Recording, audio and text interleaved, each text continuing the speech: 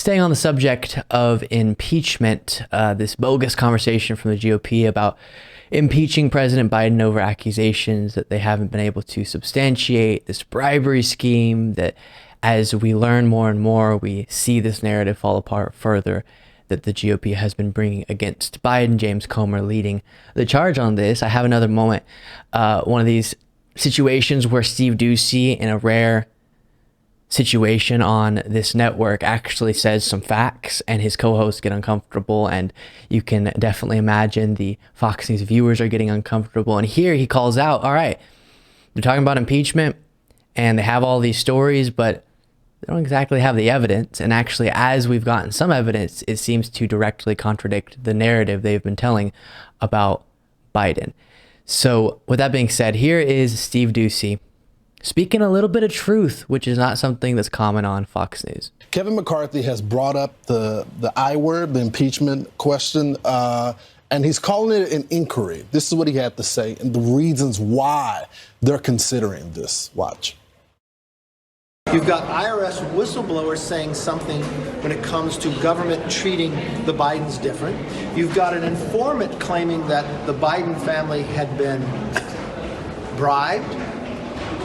Should you ignore that or should investigate that? The only way you can investigate that is through an impeachment inquiry, so the committee would have the power to get all the documents that they would need. So what an impeachment inquiry does, it gives us the apex of the power of Congress for Republicans and Democrats to gather the information that they need.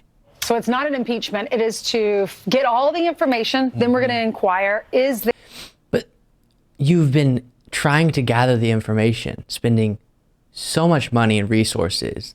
James Comer's whole job now has been trying to uncover damning evidence against Biden, and it's been falling apart. The things he listed there, we've gone through it specifically. I've said before, every single segment, I can't go through the whole list of fact checks. It would make every segment too long, but it's all just accusations that don't hold any weight, and now you need to investigate even more to try to prove something you're not going to prove. Is this an impeachable offense? Right. We've seen this movie a couple of times before.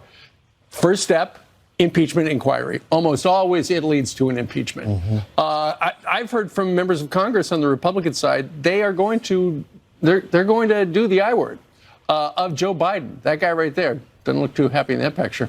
And they're going to use the 1023. Guys, we can just say impeachment. We don't have to say the I word.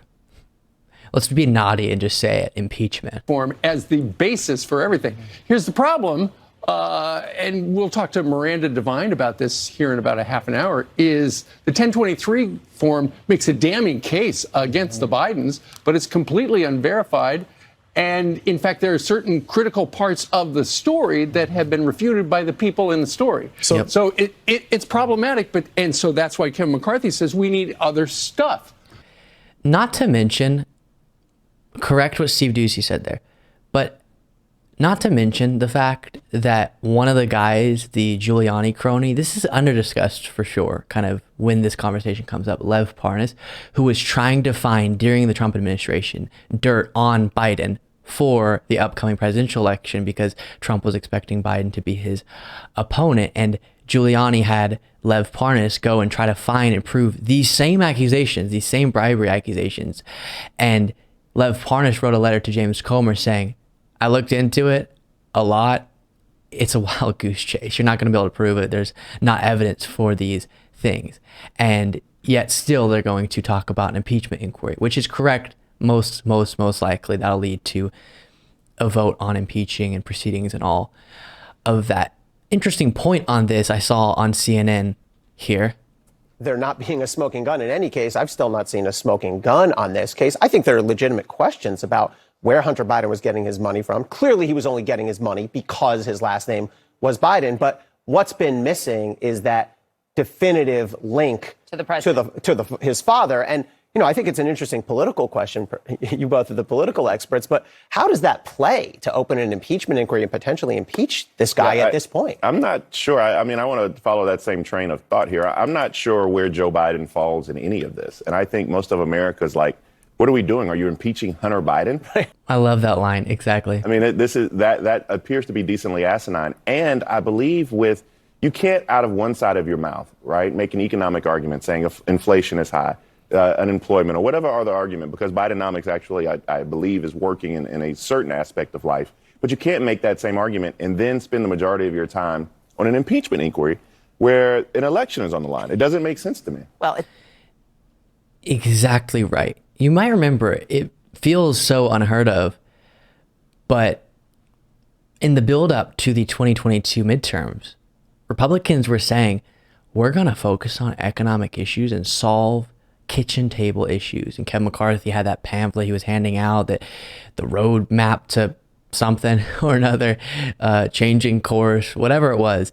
And he was going to really address issues and lower costs for Americans. And then all they've been up to is culture war nonsense and saying that CRT is being taught in schools and the woke monster is going to eat your child. And we need to investigate Biden left, right, sideways, forwards, and backwards. And it really contradicts what they say sometimes when elections come around they care about. Because unless you really did have a smoking gun, then it's a different conversation because you want oversight and accountability. But as long as you don't, what have you done for Americans? What have you done for your own constituents? Very little. We'll end the discussion about impeachment on Biden getting asked about it and a simple little smirk. McCarthy says he may try an impeachment inquiry to get to the bottom of it. That's it. And by the way, if you keep up with, as I have to do too much for this show, conservative media, right-wing media, those moments drive them nuts. Whenever he just smiles about a question, especially when it has to do with Hunter Biden, and they'll analyze his smile. What is he saying? Why is he smiling like that? It's serious. And then Biden just smiles and puts on the glasses or something, these sunglasses. Wild situation we are in. Thank you so much for watching. If you want to be a part of what makes this show possible, plus get access to the full video version of the show hours before all the clips are able to be uploaded to the YouTube channel, plus get the bonus show on the weekends, you can do so by going to lukebeasleyshow.com/membership. That's lukebeasleyshow.com/membership, and there's a link in the description.